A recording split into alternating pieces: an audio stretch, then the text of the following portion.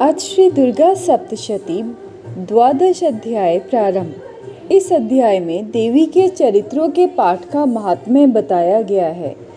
जो भक्तजन दुर्गा सप्तशती के पाठ को सुनते हैं उनका कल्याण हो।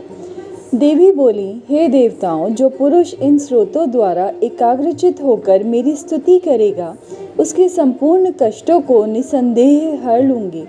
मधु कैटभ के नाश, महिषासुर के वध और शुंभ निशुंभ के वध की जो मनुष्य कथा कहेंगे, मेरे महात्म्य को अष्टमी, चतुर्दशी व नवमी के दिन एकाग्रचित्त से भक्ति पूर्वक सुनेंगे, उनको कभी कोई पाप न रहेगा। पाप से उत्पन्न हुई विपत्ति भी उनको न सताएगी। उनके घर में दरिद्रता न होगी और न उनको प्रियजनों का विछोह होगा। उनको किसी प्रकार का भय न होगा। इसलिए प्रत्येक मनुष्य को भक्ति पूर्वक मेरे इस कल्याणकारक महात्म्य को सदा पढ़ना और सुनना चाहिए। मेरा यह महात्म्य महामारी से उत्पन्न हुए संपूर्ण उपद्रवों को एवं 3 प्रकार के उत्पादों को शांत कर देता है। जिस घर में व मंदिर में या जिस स्थान पर मेरा यह स्रोत विधि पूर्वक पढ़ा जाता है, उस स्थान का मैं कभी त्याग नहीं करती और वहाँ सदा ही मेरा निवास रहता है। बलिदान, पूजा, होम तथा महोत्सवों में मेरा यह चरित्र उच्चारण करना और सुनना चाहिए। ऐसा हवन या पूजन मनुष्य चाहे जानकर या बिना जाने करे, मैं उसे तुरंत ग्रहण कर लेती हूँ। और शरद काल में प्रत्येक वर्ष जो महापूजा की जाती है, उनमें मनुष्य भक्ति पूर्वक मेरा यह महात्म्य सुनकर सब विपत्तियों से छूट जाता है और धन धान्य तथा पुत्रादि से संपन्न होता है।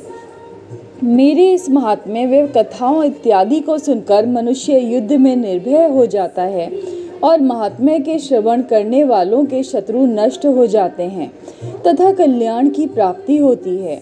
उनका कुल आनंदित हो जाता है और सब कष्ट शांत हो जाते हैं तथा भयंकर स्वप्न दिखाई देना व घरेलू दुख इत्यादि सब मिट जाते हैं। बाल ग्रहों में ग्रसित बालकों के लिए यह मेरा महात्म्य परम शक्ति का देने वाला है। मनुष्य में फूट पड़ने पर यह भली भांति मित्रता करवाने वाला है। मेरा यह महात्म्य मनुष्यों को मेरी जैसी सामर्थ्य की प्राप्ति करवाने वाला है। पशु, पुष्प, अर्घ्य, धूप, गंध, दीपक इत्यादि सामग्रियों द्वारा पूजन करने से, ब्राह्मण को भोजन करा के, हवन करके, प्रतिदिन अभिषेक करके, नाना प्रकार के भोगों को अर्पण करके और प्रत्येक वर्ष दान इत्यादि करके जो मेरी आराधना की जाती है और उससे मैं जैसी प्रसन्न हो जाती हूँ, वैसी ही प्रसन्न मैं इस चरित्र के सुनने से हो जाती हूँ। यह महात्म्य श्रवण करने वाले पापों को हर लेता है तथा आरोग्य प्रदान करता है। मेरे प्रादुर्भाव का कीर्तन दुष्ट प्राणियों से रक्षा करने वाला है। युद्ध में दैत्य का संहार करने वाला। इसके सुनने से मनुष्य को शत्रुओं का भय नहीं रहता। हे देवताओं, तुमने जो स्तुति की है अथवा ब्रह्मा जी ने जो मेरी स्तुति की है, वह मनुष्यों को कल्याणमयी बुद्धि प्रदान करने वाली है।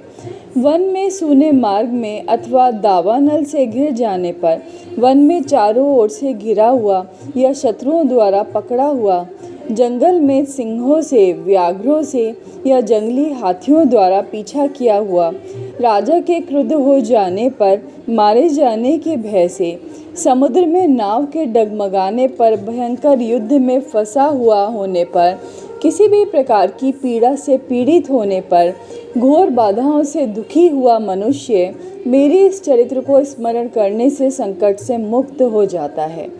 मेरे प्रभाव से सिंह, चोर या शत्रु इत्यादि दूर भाग जाते हैं और पास नहीं आते। महर्षि ने कहा, प्रचंड पराक्रम वाली भगवती चंडिका यूँ कहने के पश्चात सब देवताओं के देखते ही देखते अंतर्ध्यान हो गईं और संपूर्ण देवता अपने शत्रुओं के मारे जाने पर पहले की तरह यज्ञ भाग का उपभोग करने लगे और उनको अपने अधिकार फिर से प्राप्त हो गए तथा युद्ध में देवताओं के शत्रुओं शुंभ व निशुंभ के देवी के हाथों मारे जाने पर बाकी बचे हुए राक्षस पाताल को चले गए। हे राजन, इस प्रकार भगवती अंबिका नित्य होती हुई भी बार बार प्रकट होकर इस जगत का पालन करती हैं।